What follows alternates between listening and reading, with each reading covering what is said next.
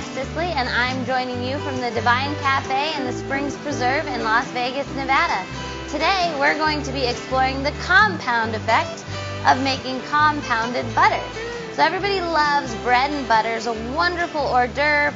So today, we're going to be making a compound butter with garlic, with onion, and also with parsley.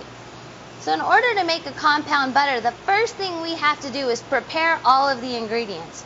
So the first ingredient we'll prepare is going to be the garlic. For the garlic, these are whole heads. They've already been peeled. They've already been cleaned. All I did with them was take them, toss them in some vegetable oil or canola oil, put them in the oven at about 350 degrees for 10 to 15 minutes or so.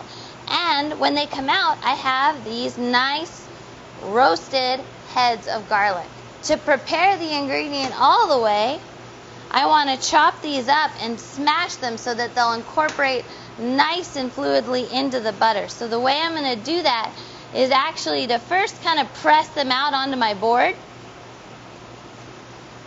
and then I'm going to chop them. And that just makes it a little bit easier so that I'm not chasing them around as they run away from my knife on the cutting board. Alright.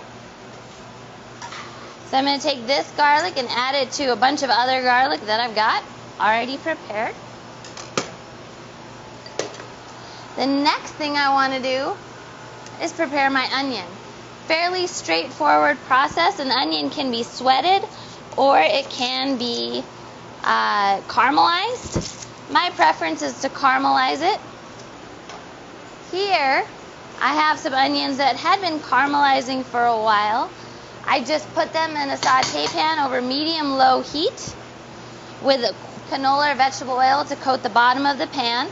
And I put them in, and then as it's cooking, all I do is every time I walk by, every time I think about it, I just go around and I scoop the edges, making sure that there's no onion strings stuck to the side of the pan.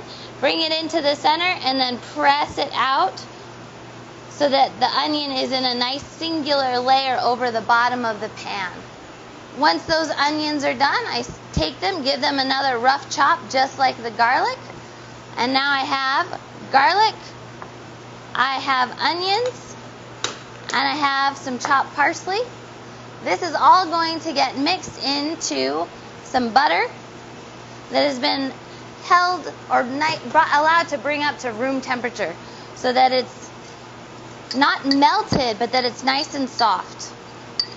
So what I'm going to do now is simply just mix all this together so that it's nice and homogeneous. Homogeneous meaning that it looks the same. If I picked up any little spoonful of butter, I'd see the same amount of parsley, I'd see the same amount of garlic, and the same amount of onions in each little teaspoon. So now my butter is all starting to look the same, so I don't have bits of butter without any flavor in it. I've got onions, garlic, and parsley throughout. And now here comes what I think is the really fun part. So I've got my cutting board here, or my surface. I'm going to get that all nice and clean and squared out and take a large piece of plastic wrap. Any type of plastic wrap will do. I'm going to spread that out, and on the bottom I'm going to put a little bit of a mixture of some pink finishing salt mixed with some smoky paprika. Then on that, I'm going to take my butter, just a bit, sprinkle a little bit more on top, and now I'm going to begin to fold it over and press what's in the back toward the front to get rid of any air bubbles that are in there.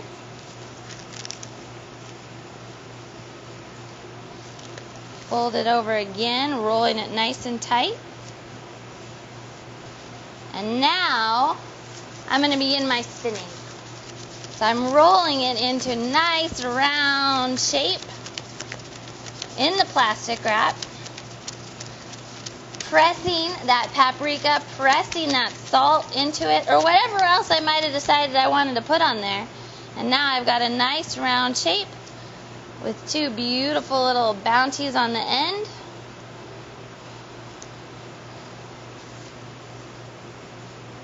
Tie those off, and now I have compound butter. This little guy could sit in my freezer for up to 6 months, or in my refrigerator. And whenever I was ready to have a little bit of a dish where I wanted some bread and butter that was maybe a little bit extra special, all I've got to do is get out my compound butter, and I can take just a nice little slice, and I have a perfect pate of compound butter to serve. So thank you very much for joining me here at the Divine Cafe in the Springs Preserve. My name is Chef Cicely, and I hope to see you here.